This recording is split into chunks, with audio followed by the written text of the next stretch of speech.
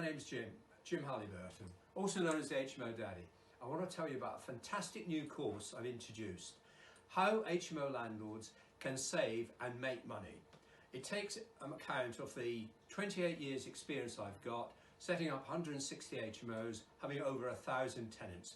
The course only costs £97, and I guarantee that if you don't save 10 times that much, you can have your money back.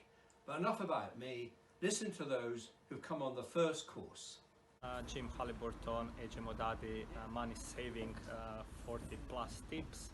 I could say I knew lots of things, but few what I learned now were really worthwhile of me coming today, and I will recommend everybody. I came on Jim's course today, how to save money on my portfolio, and I've gone away learning a lot more, knowing a lot more than I did when I arrived, because every HMO guy thinks that he knows everything, but I learned some good tips. Jim Halliburton's one-day event on how to save money on running HMOs.